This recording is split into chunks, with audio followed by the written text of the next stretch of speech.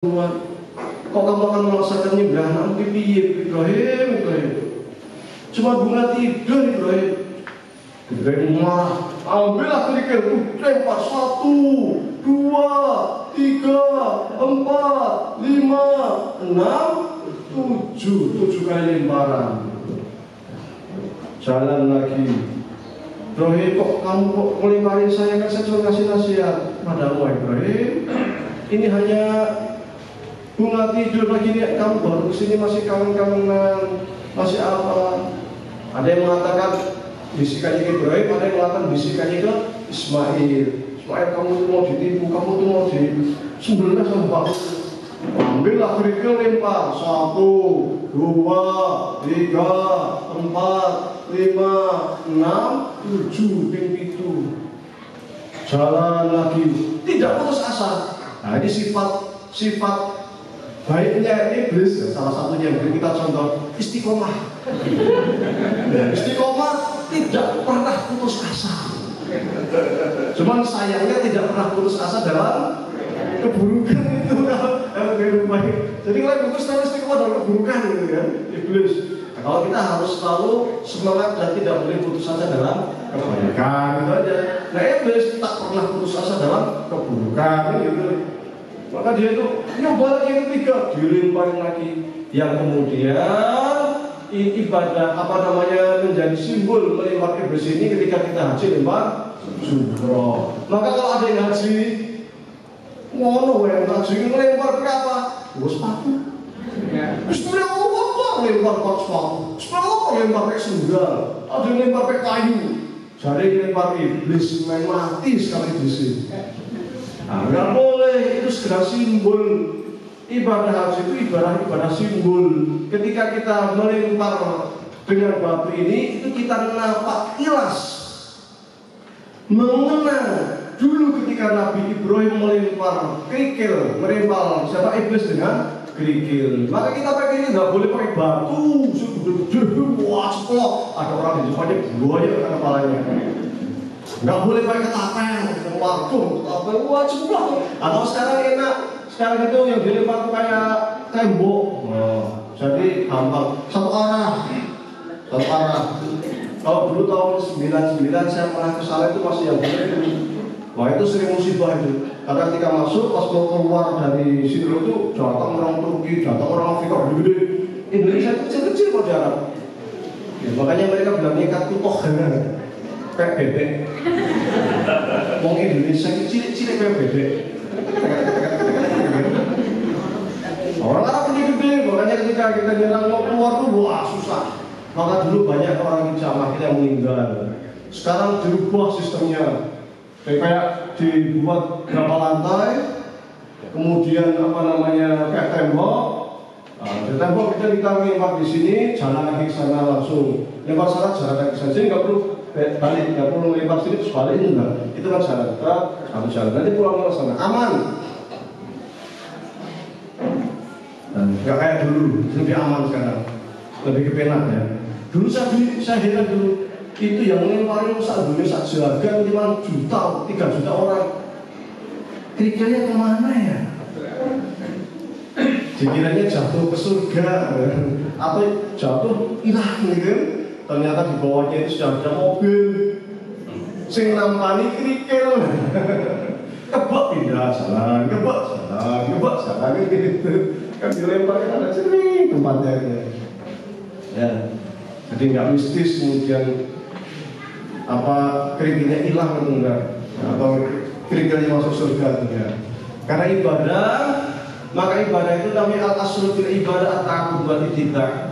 Prinsip ibadah itu mengikuti perintah Allah, maka kita tidak boleh di dalam ibadah itu buat-buat. Ibrahim bilang kayak gitu, Nabi Muhammad mengatakan lempar kerikil, jangan lempar pakai sendal ya. Jangan pakai batu, nggak usah pakai ketapel, pokoknya mengikuti perintah Rasul. Karena itu ibadah usah aneh-aneh. Orang Indonesia itu ada aneh-aneh. Ya, tawaf, batok, bawa gunting.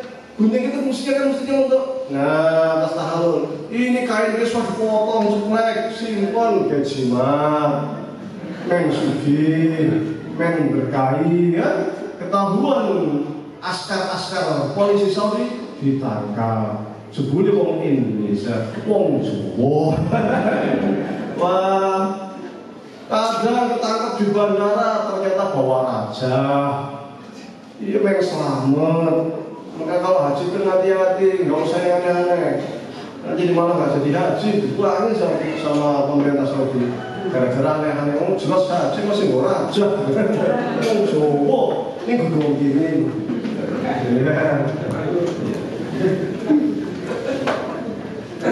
Setelah sampai tempatnya, bilang lagi, wahai Ismail, ini perintah Allah, maka bismillah saya akan menjalankan perintah Allah. Setelah lagi sudah mengatakan, wahai bapak, ini silahkan laksanakan, ini perintah Allah, silahkan laksanakan.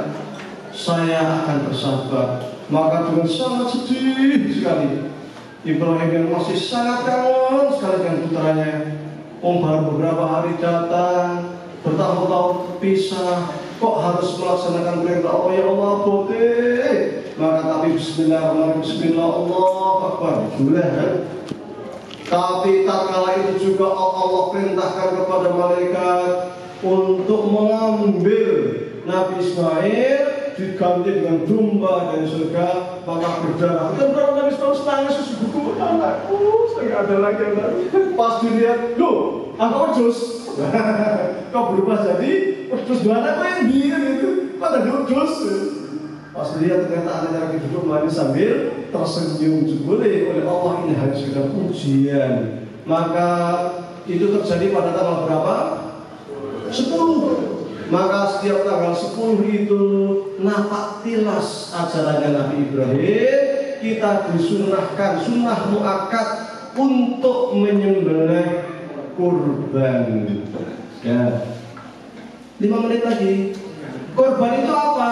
Singkat cerita, kurban itu ibadah menyembelih binatang untuk mendekatkan diri kita kepada Allah. Ditentukan oleh hukum syariat kambing, dulu apa namanya sapi, unta, kita orang itu. Meskipun saya peternak ayam, saya mau kurban ayam, rontok ayam, nggak boleh, tidak sah. Harus kambing atau sapi atau unta. Hanya kebu oleh orang kebu. Boleh, kalau kerbau boleh. Itu disamakan dengan sapi. Kalau di Kudus itu kurban hanya pakai kerbau. Iya, sebagai kerbau. Di daerah Cirebon itu juga pakai kerbau. Ya, itu disamakan dengan sapi. Kalau kambing itu untuk 1 orang, sapi untuk 7 orang. Maksimal. Nek umpamanya yang sugih sapi telu sing nang yang di kampung sini saya mau sapi 3 atas nama saya. Boleh. Ya. Tapi kalau sapi 8 orang enggak boleh. Kadang-kadang di sekolah itu yuk rame-rame yuk kita kurban beli 1 kambing, 2 kambing lumayan. Itu jatuhnya bukan kurban tapi sedekah. Kalau kambing lebih dari 1 orang itu jatuhnya sedekah, bukan kurban. Kurban itu 1 orang 1. Tapi pas nyembelih itu boleh niat bismillah, ini saya kurban untuk saya dan seluruh keluarga saya, keluarga istri saya, anak-anak saya, mbah saya, ponakan saya. Bismillah, 1 kambing di atas namakan sak keluarga. Itu boleh. Boleh. Ya. Kemudian kurban. Nah, sedikit lagi. Kalau kan katanya kan nggak boleh yang cacat ya. Yang cacat itu kalau cacatnya berpengaruh kepada daging, dilarang sumune potong siji. Boleh nggak? Boleh, karena tidak ada orang masak sumu. Orang nyate sumu. Nah, untune potong loro. Boleh, karena tidak ada yang goreng untu. Mengucap untu dus ngono. Iya. Kupingnya potong 1/4. Boleh. Maksimal kalau di mantap sapi kalau mau potong 1/3 masih boleh. Ya. Buntutnya potong sedikit. Nah, buntut kan itu karena kita suka makan sop. Tuh. Jadi buntut harus lengkap. Cacat sidik, mending sidik Pak. Sedikit, nek cacat sedikit. Oh, apa boleh untuk catatnya sedikit. Matanya itu kalau malam nggak melihat, tapi kalau siang melihat boleh. Tapi kalau matanya buta sama sekali tidak boleh. Atau catat satu buta satu enggak, tidak boleh. Tapi kalau catat sedikit boleh. Kero sedikit boleh.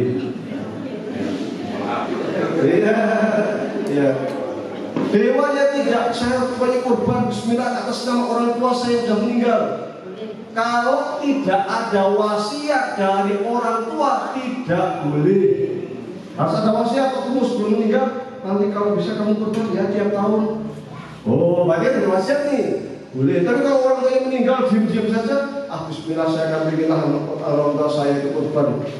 Bismillah korban atas nama orang tua tidak sah. Kenapa? Tidak ada wasiat dari orang tua.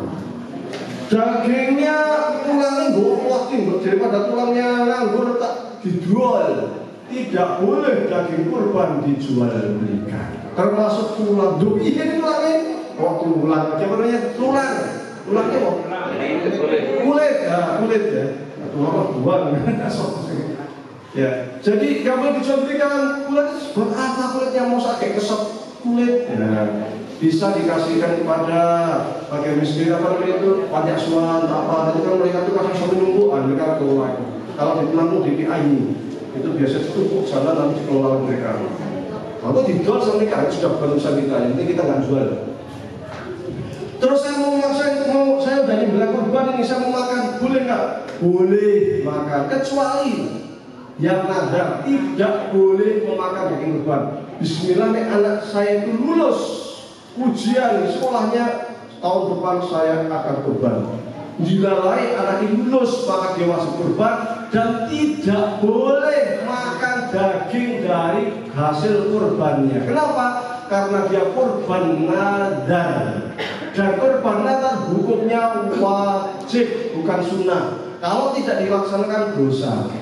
Adapun kalau seperti kita yang nggak punya nadar hukumnya sunnah muakkad. Sunnah wakatin tak iso korban.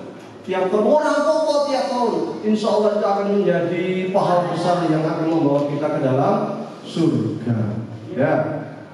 Siapa lagi pertanyaan terkait korban? Sebelum saya tutup. Itu yang beredar di medsos itu dari jenis takjil itu kalau operasional korban kemudian masak daging kurban itu apa betul dari KJ? Saya belum tanya. Yang kedua gini, operasional harus dari luar kambing. Nggak boleh dari dalam kambing ini, nggak bisa, nggak boleh ya. Atau mas upah, kamu kan nyembelih nih, karena kamu udah nyembelih, kepalanya tak kasihkan ya, nggak boleh. Kalau sebagai upah, tapi kalau sebagai bagian boleh. Ya boleh, tapi kalau sebagai upah tidak boleh. Dana operasional harus dari luar kambing, tidak boleh dari kambingnya sendiri. Loh, ini habis menyembelih, biasanya panitia ngambil dagingnya untuk dimasak. Hukumnya gimana?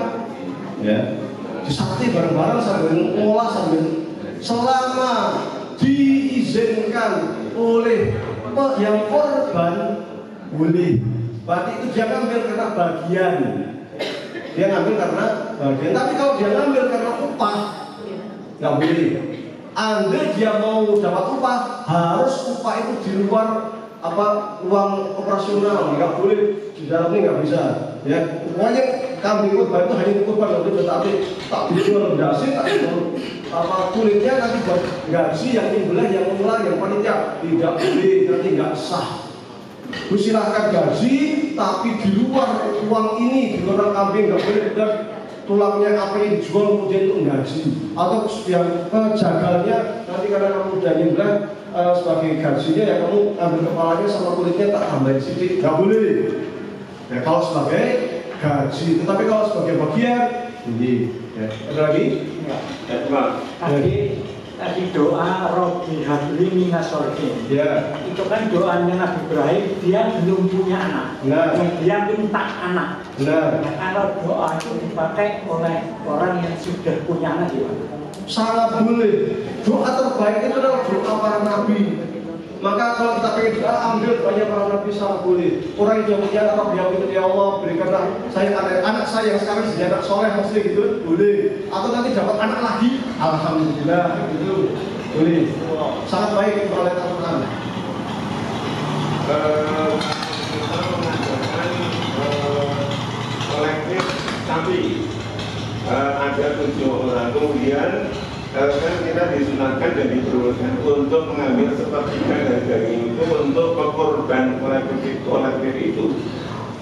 Saya itu sebagai panitia misalnya minta izin kepada yang korban itu, nanti sebagian kita tidak mengambil sepertiga full, tapi misalnya satu sapi itu ada sepertiganya ada 30 kilo. Kemudian yang 30 itu diberikan kepada 7 orang, 3 kilo kan ada sisa 7 kilo. Nah, 7 kilo itu kita minta izin kepada yang pekorban itu, bagaimana kalau nanti kita yang 7 kilo itu dimasak untuk kan kita biasa mengolah dari jamaah mengolah seluruhnya, tidak ngupai dan sebagainya, karena kita hanya merasakan daging itu setelah dimasak dari izin-izin yang sudah diberikan dari korban itu boleh. Ya tadi sudah saya sampaikan di awal, boleh, tetapi itu bukan bagian dari upah. Tapi kalau kamu sudah sampai tak upahin daging ini dimasak, ini nggak boleh. Kalau sebagai upah tidak boleh. Tapi kalau bagian boleh. Dan daging kurban itu dibagikannya waktu mentah, jangan dimasak atau dibagi. Andai seorang yang kurban, saya mau ngambil kalian semua, boleh. Ya. Tapi harus ada yang dibagi ke orang ya, jangan kemudian itu sendiri semua. Meskipun hanya saking pergede kurban, tak kasih ke fakir miskin 1,5 kilo, nah ini tak masak dulu. Sah. Ini mau pergi teman nggak gitu kan? Susah tapi medit. Ada lagi? Silakan. Ustaz, saya mau nanya tentang ujian. Apakah setiap manusia itu akan diuji dengan kelaparan, kesulitan atau lain-lain? Dan yang kedua, apakah korban itu boleh hutang? Ya. Korban hutang. Soal ujian walanakum, ya kan? Jasad apa-apa. Itu masing-masing, setiap orang punya ujian masing-masing. Tidak kemudian pasti diuji kemiskinan, pasti diuji sakit, pasti diuji enggak mesti. Orang itu tapi pasti diuji. Hanya ujiannya masing-masing. Ada yang diuji kemiskinan, ada orang kaya nggak miskin tapi diuji anaknya nakal. Ada yang serba kecukupan, diuji istrinya sakit. Ada yang macam-macam. Setiap orang itu mesti ada ujian. Tidak ada urip nang dunya kok ujian orang Nabi Muhammad bisa juga diuji. Nabi Muhammad putranya itu banyak yang hidup hanya berapa, ya kan? Hanya beberapa. Itu ujian. Dan anak nggak punya anak laki-laki, punya anak laki-laki meninggal, itu seorang nabi. Sampai waktu Ibrahim meninggal, Rasul nangis. Ketika Rasul nangis, Rasul nangis. Dilalai pas berdoa. Maka para sahabat mengatakan saking sedihnya sampai alam pun ikut bersedih. Sahabat pun kalau Rasul langsung dikumpulkan sahabat. Mata boleh menangis, hati boleh bersedih, tapi ketahuilah oleh kalian bahwa yang namanya gerhana itu tidak ada hubungannya, tapi itu bagian dari ayat-ayat Allah. Nah, itu Rasul diuji. Ya. Tuh. Yang kedua terkait korban utang. Aslinya sudah yang ada dalam kitab ini, korban itu berasal dari harta sisa. Karena masih ada sisa harta, maka korban hukumnya sunnah. Nek utang, bayar utang hukumnya wajib. Jauhkan yang mana? Makanya jauhkan yang bayar utang. Berarti maksudnya nek iso ojo ngutang. Iya, kalau nggak sanggup ya merasa utang, merasa dipaksa.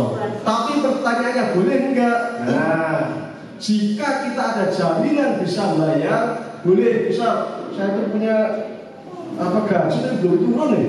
Tapi insya Allah bulan depan turun, karena bilangnya korban ini pas awal-awal bulan terus bilangnya kemarin baru buat bayar apa anak saya sekolah, tapi pengen korban tapi gajinya turunnya belum tak utang sih. Nah, ada jaminan kan bisa bayar boleh. Tapi kalau kita tidak punya jaminan bayarnya nanti pakai apa? Tidak boleh, karena kita itu justru dianjurkan berlindung kepada Allah supaya tidak punya utang. Karena sangat berbahaya ketika kita meninggal masih punya utang. Pintu surga tutup. Rasa bisa blok, ibadahnya kenceng, posonya kenceng, sedekahnya kenceng, Inggris, dan yang utang, enggak sama surga. Kata Rasul, walladzi nafsi Muhammad biyadihi, law anna rajulan qutila fi sabilillah, tsumma uqiya, tsumma qutila, tsumma uqiya, tsumma qutila, waladaihi daynun, wallahi ma dakhala al-jannah hatta yud'an daynun. Demi jiwa yang Nabi Muhammad berada di dalam genggaman tangannya, sekiranya ada salah seorang dari kalian berjihad di jalan Allah, syahid pisan, dihidupkan lagi Allah, jihad lagi, syahid Indo, dihidupkan lagi Allah, jihad lagi, syahid pintu, mesti ini mau busuk koking tuh, pahalanya kan tumbuk-tumbuk. Waladhi dainun, tapi dia itu punya utang. Mata kalau jannah hatta yudhi'an dainun, selamanya takkan bisa masuk surga sampai dia bayar utang. Tuh, maka kalau bisa wajah utang, jangan karena gengsi ngomongin teman-teman ini mau seorang nggak penak. Nah, jangan, itu kan masalah kemampuan. Jadi kalau jangan ada istilah nggak enak, kalau nggak mampu ya nggak mampu jadi paksa. Maka saya termasuk yang tidak setuju dengan haji utang. Haji kok utang? Pulang dari haji mumet bayar utang. Padahal haji itu bagi yang mampu, yang orang mampu orang wajib. Ya yang lagi, cukup harus awan. Tapi mudah-mudahan bermanfaat, mudah-mudahan suatu saat bisa bersilaturahmi lagi. Sekiranya ada kurang lebihnya mohon dimaafkan. Aku lupa di hadal astagfirullah li wa lakum wa qalabi wa mas'ulun. Fastaghfirullahaladzim. Assalamualaikum warahmatullahi wabarakatuh.